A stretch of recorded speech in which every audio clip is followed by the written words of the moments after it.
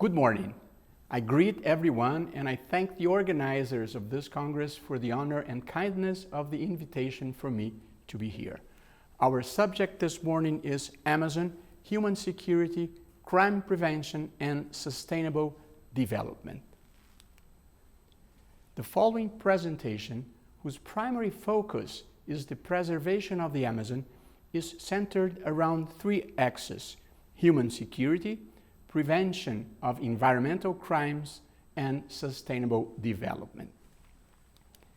Human security in regard to the Amazon must be considered on two fronts: forest protection, given the valuable environmental services it provides to humanity, and decent living conditions and economic alternatives for local inhabitants.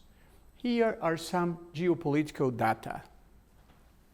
The Amazon covers an area of 7 million square kilometers, corresponding to about 40% of South America and 67% of the world's tropical forests.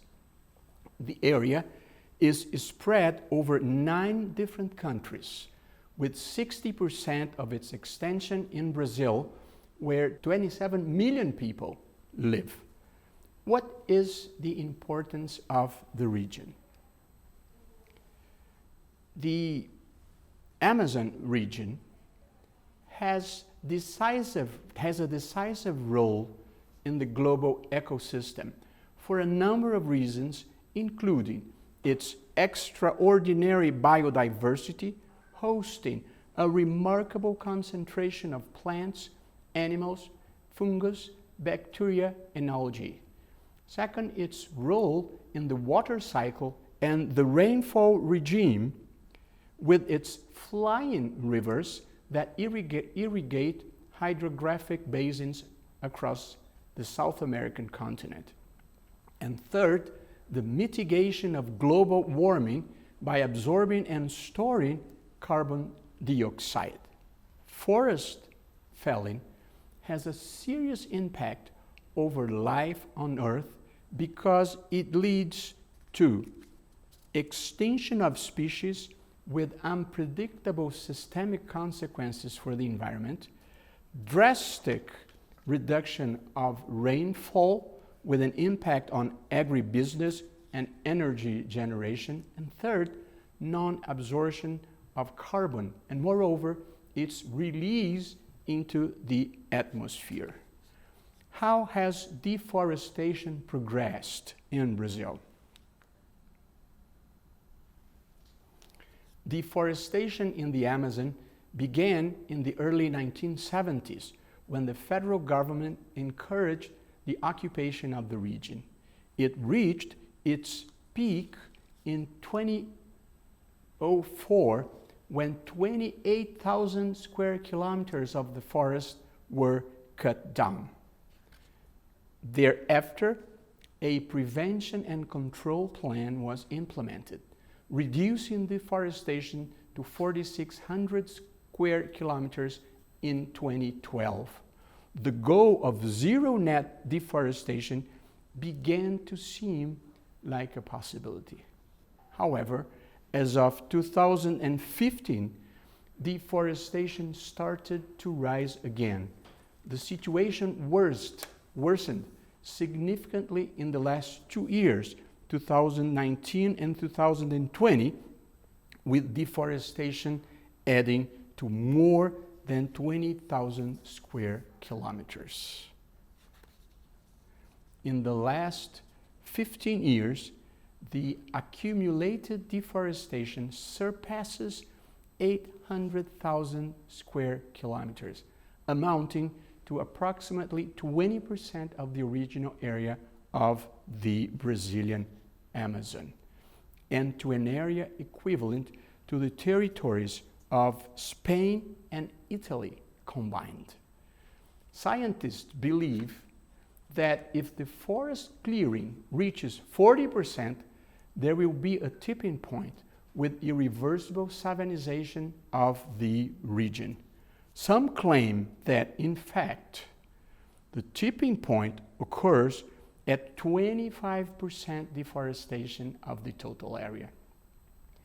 The main causes of deforestation are, first, the creation of pastures for cattle, and second, the various environmental crimes practiced in the region. Environmental crimes are currently listed among the most lucrative forms of transnational criminal activities, not least because of the low risk of punishment. The main crimes in the region include deforestation, that has as its main cause cattle raising. Second, man-made fires. Burnings enable the fast suppression of vegetation, clearing areas for the development of economic activities. Third, illegal timber extraction and trade.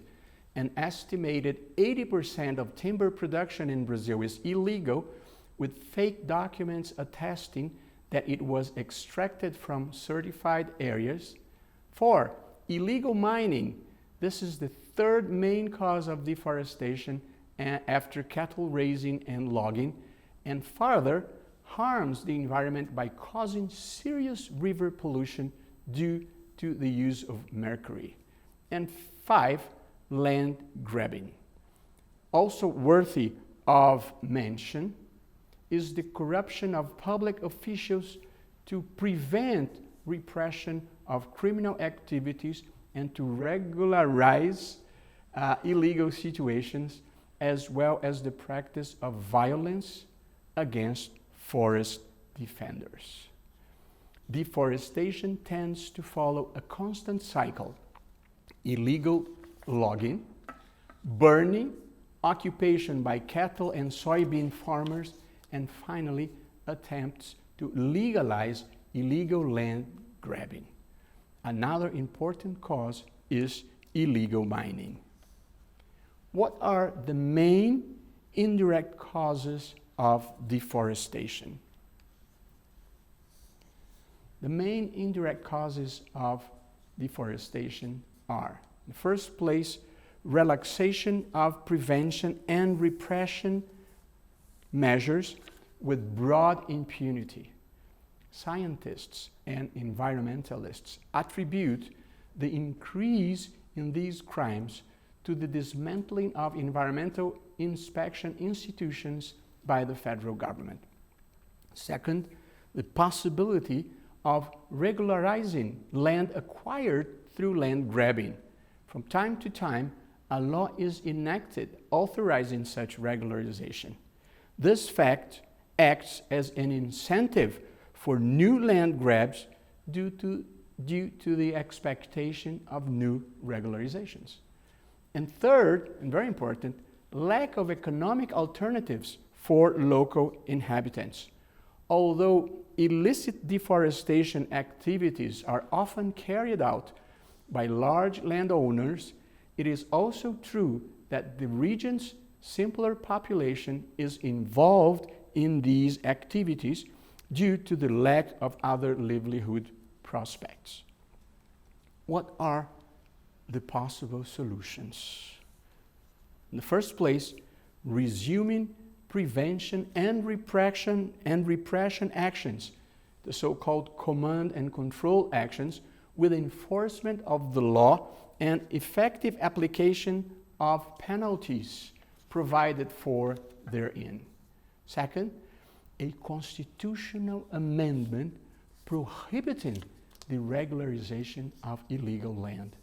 And third, creating a forest bioeconomy. And let's see what this means. The economic development models adopted in the Amazon over the past 50 years have not improved the region's social indicators. In other words, the forest has been cleared without a corresponding increase in the human security of its inhabitants. This led scientists and environmentalists to propose a new development model the bioeconomy based on sustainability, knowledge, and strategic planning for the development of new pharmaceuticals, cosmetics, and food, as well as research of new materials and energy solutions. This new model, entitled Amazon 4.0 or Amazonia 4.0, seeks to combine the potential of Amazonian biodiversity, fauna, flora, and traditional knowledge with the new technologies and possibilities of the fourth industrial revolution. The implementation of this model must be based on education, science, technology, investment, and attraction of human resources to the region, coming from other parts of Brazil and from major international centers. Several economic actors are aware of this new opportunity, including important industries and the largest banks in the country, all willing to invest in the Amazon. Additional incentives, and that's very important, must be provided by investment and consumer markets by demanding deforestation-free products and services. And finally, a proposal.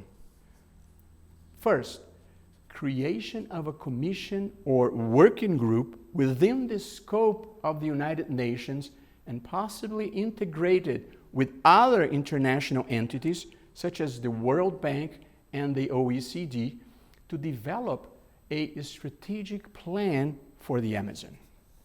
Second, this working group would be composed of scientists, environmentalists, investors, and entrepreneurs, Brazilians and from around the world, with a commitment to making a forest economy viable with environmental sustainability and capable of providing economic development and human security for the inhabitants of the region, including indigenous and traditional communities.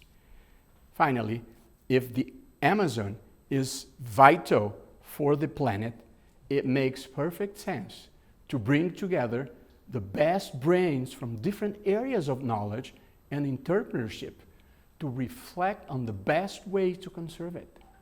This project should contemplate the fair aspirations of the local populations to raise their standard of living and preserve the sovereignty of the countries in the region.